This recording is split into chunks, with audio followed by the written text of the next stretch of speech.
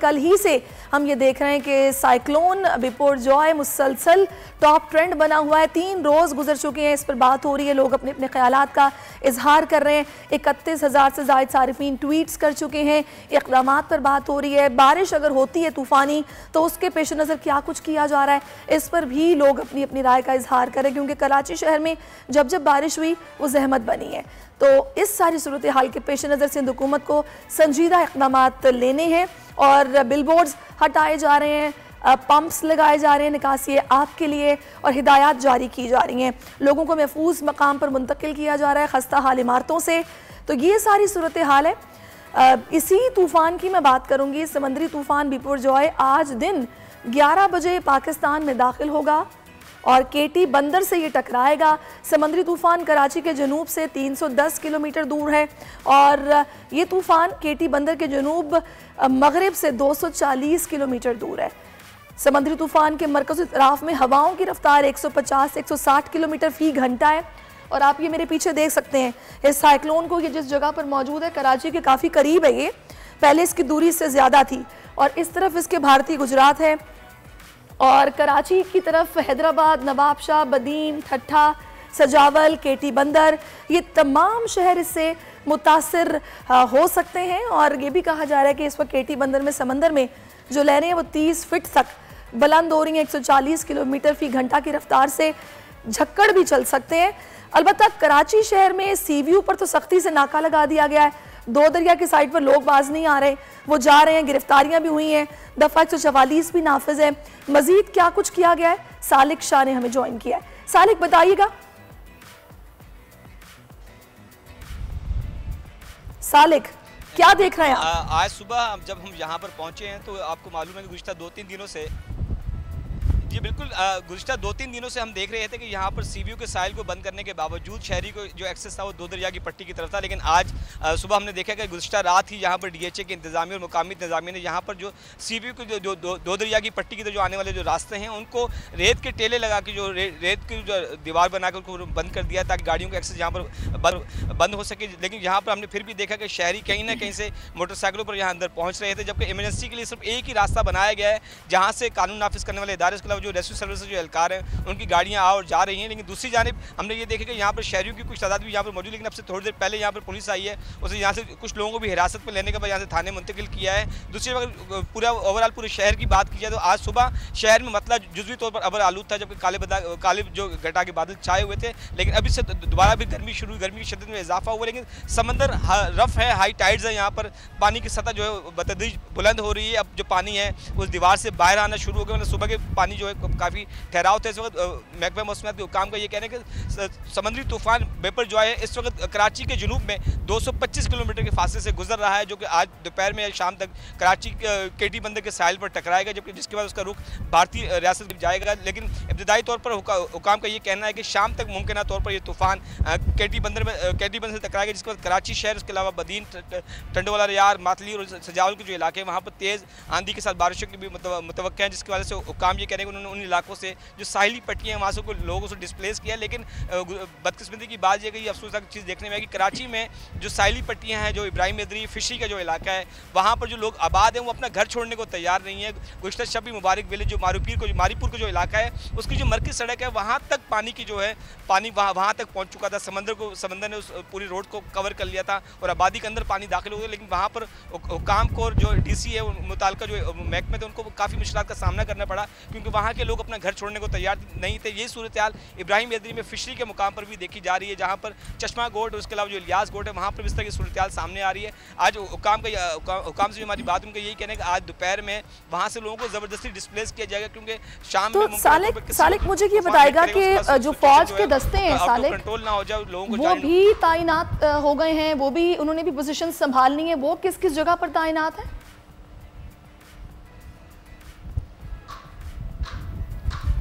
जी बिल्कुल, पाक फ़ौज के आर्मी के जो दस्ते हैं वो कराची की ख़ास करके साहिली पट्टियों पर वहाँ पर वो अपने रज़ाकाराना जो खदमात सर अंजाम दे रही है, वहाँ से लोगों को वो निकाल रही हैं और उनको मुख्तलिफ कैंप हाउसेज और टेंटों में मुंतकिल कर रही है, जहाँ पर मुख्तलिफ सरकारी इमारतों और स्कूल्स में जो है आर्जी कैंप्स कायम किए गए, जहाँ पर इन साहिली पट्टियों से जो लोग जो वहाँ से डिस्प्लेस हो रहे हैं उनको वहाँ पर आबाद किया जा रहा है। वहाँ पर उनके हवाले से जो कानून नाफिज करने वाले इदारों के साथ साथ पाक फ़ौज के रज़ाकार है वहाँ पर खिदमत सर अंजाम दे रहे हैं। और गुज़िश्ता शब भी गुज़िश्ता रोज़ हमने देखा था कि पाकिस्तान नेवी के एहलकारों ने गहरे समंदर में जाने वाले 64 माहीगीरों को रेस्क्यू करने के बाद इब्राहिम मेहदी की जेटी और साहिल पर पहुंचाया था, जिसके बाद उनको वो अपने घरों को रवाना हो गए थे। लेकिन अब वहाँ ये मालूम हो रहा है कि सिर्फ जो चश्मा गोड का जो मुकाम है वहाँ पर कानून नाफिज करने वाले इदारे और रज़ाकार है और वहाँ से आज दोपहर तक लोगों को वहाँ से निकला मुमकिन बनाया जाएगा। जी अभी यहाँ पर सीबीयू पर क्या सिचुएशन है, किस तरह लोगों को रोका गया है कि आप लोग इस तरफ नहीं आएंगे?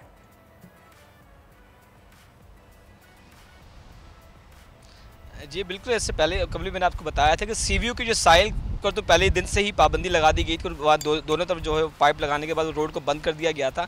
लेकिन दो दरिया की जो साहिली पट्टी थी वहाँ पर शहरियों को एक्सेस बहुत आसान था, क्योंकि आपको मालूम है कि यहाँ पर अंडर कंस्ट्रक्शन रोड भी है, इसके अलावा जो पक्के कच्चे रोड हैं उसके ज़रिए शहरी जो है वो यहाँ पहुँचे थे दो दरिया की साहिली पट्टी पर। लेकिन आज रात में ही DHA के इंतज़ामिया ने जो आने वाले तमाम रास्ते हैं वहाँ पर रेत के टेले बड़े बड़े टेले बना दिए हैं ताकि जो शहरियों को एक्सेस है वो यहाँ पर कम हो सके। हमने यही देखा सिर्फ एक एमरजेंसी का रास्ता उन्होंने यहाँ पर दिया है, जिसके जरिए लोग जो एमरजेंसी की सर्विसेज के लोग हैं, इसके अलावा कानून नाफिज करने वाले इदारों के जो लोग हैं या मुख्तलिफ इदारों के जो लोग हैं सिर्फ वही आ जा सकते हैं अपनी गाड़ियों के जरिए। उसके अलावा तमाम रास्तों को जो सीवीओ के जो आने जो दो दरिया की पट्टी के आने वाले रोड्स उनको बंद कर दिया गया। लेकिन DHA के जो अंदरूनी जो इलाके हैं वहाँ पर हमने देखा है कि बहुत ज़्यादा घड़े बने हुए हैं, जो ड्रेनेज के सिस्टम के पानी के लिए जो लाइनें बिछाई जा रही थी, बहुत बड़े बड़े जो घड़े बने हुए वो काफ़ी परेशानी का सबब बन सकते हैं। यहाँ पर DHA इंतजामिया की कहा गया था कि फेस 5 उसकी हुदूद का आगाज कहाँ से हो रहा है, या फिर पूरे शहर में ही नाफिज की गई है कि आपने इस तरह गैर जरूरी बाहर नहीं फिरना? इस हवाले से अपडेट कीजिएगा। जी बिल्कुल, हुकूमत सिंध की जानिब जो दफ़ा 144 लगाई गई है वो पूरे कराची शहर के लिए है, ख़ास करके किसी मकामात के लिए नहीं। लेकिन उसकी जो सख्ती का जो हमने जो देख रहे हैं वो दो दरिया के जो साहिल हैं, उसके अलावा जो साहिली पट्टियाँ हैं वहाँ पर ज़्यादा इस पर एम्फेसाइज किया जा रहा है, वहाँ पर इन्फोर्स किया जा रहा है ताकि वहाँ पर लोगों का एक्सेस नामुमकिन बनाया जा सके। क्योंकि इस इलाकों में आपको मालूम है कि जो पट्टियाँ हैं वो बिल्कुल साहिल के बिल्कुल करीब है। समंदरी भाव काफ़ी तेज़ होने की वजह से हमने गुज़िश्ता दिन भी देखा कि हॉक्स बे जो साहिली पट्टी थी, इसके अलावा मारीपुर और उसके अलावा जो इब्राहिम मेहदी की साहिली पट्टी थी वहाँ 15 से 20 फीट ऊंची लहरें नजर आ रही थी, जिसकी वजह से आम शहरियों को नुकसान पहुंच सकता था वहां से।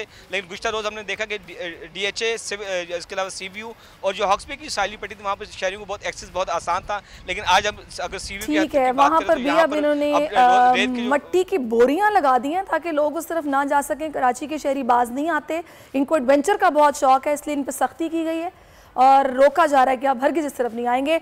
अब हम कुछ बात करते हैं ठट्ठा की, क्योंकि ठट्ठा शहर बिल्कुल करीब है KT बंदर से और KT बंदर से ही ये टकराएगा। आज की जो तूफ़ान बताया जा रहा है कि शाम 6 बजे के करीब वहाँ से गुजरेगा। थोड़ा सा KT बंदर के हवाले से भी आपको बता दूं कि यहाँ पर मोस्टली छोटे छोटे गाँव हैं। इसको पोर्ट का दर्जा मिल सकता था, बंदरगाह का दर्जा मिल सकता था, लेकिन वहाँ पर अब कुछ ज़मीन इस तरह की है कि ज़रखेज़ ज़मीन नहीं है, खारा पानी है और कोई ऐसा स्ट्रक्चर मौजूद नहीं है। और जो लोग वहाँ पर गांव देहात में मौजूद है वो गांव छोड़ने को तैयार नहीं होते, उनको वहाँ से नकल मकानी करवाना भी इतना आसान काम नहीं है।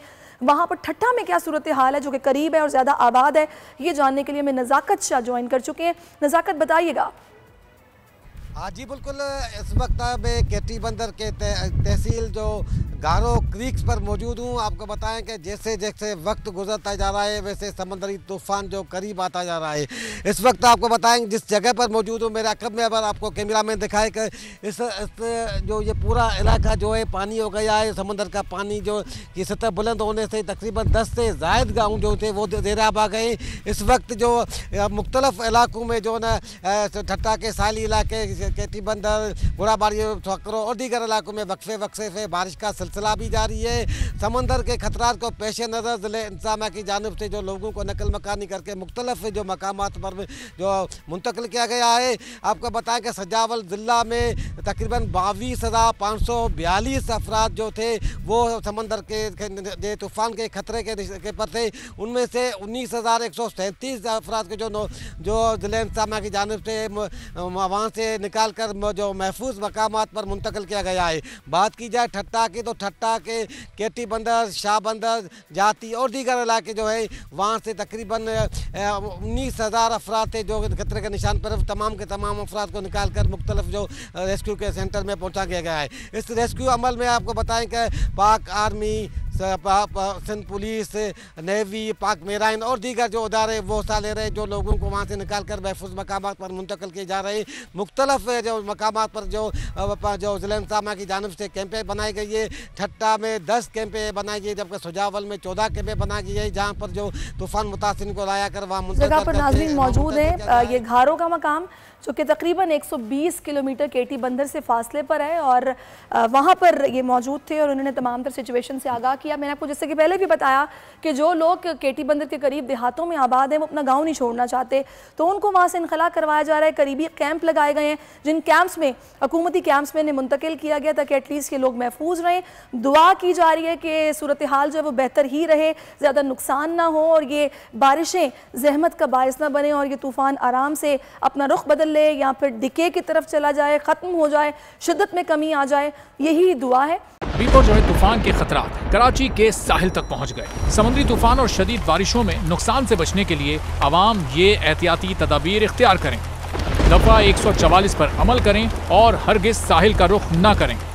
साहिल समंदर के नशेबी इलाकों में रिहाइश पजीर अफराद फौरी तौर पर महफूज जगह पर मुंतकिल हो जाएं।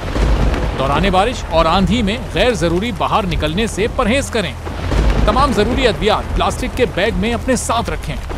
बिजली के तार और खंभों से दूर रहें और उन्हें हरगिज ना छुएं, ये जानलेवा हो सकती हैं। गाड़ी चलाते हुए एहतियात करें और स्लो ड्राइविंग करें। गाड़ियों और मोटरसाइकिल को बिजली के खंभों के नीचे पार्क मत करें। दरख्तों, साइन बोर्ड और पीएमटी के नीचे खड़े ना हों। जनरेटर या पानी की मोटर को गीला होने से हत्तुल इम्कान बचाएं। सिंध हुकूमत और एनडीएमए की जानिब से अवामी इमदाद के लिए हेल्पलाइन नंबर जारी किए गए हैं। आवाम से गुजारिश है किसी भी इमरजेंसी की सूरत हाल से निपटने के लिए स्क्रीन पर मौजूद इन नंबर्स पर फौरी राब्ता करें। आंधी और तूफान से बचने की दुआ। ए अल्लाह, इसे रहमत बना और इसे अजाब ना बना। ए अल्लाह, इसे नफ़े वाली हवा बना और नुकसान वाली हवा ना बना।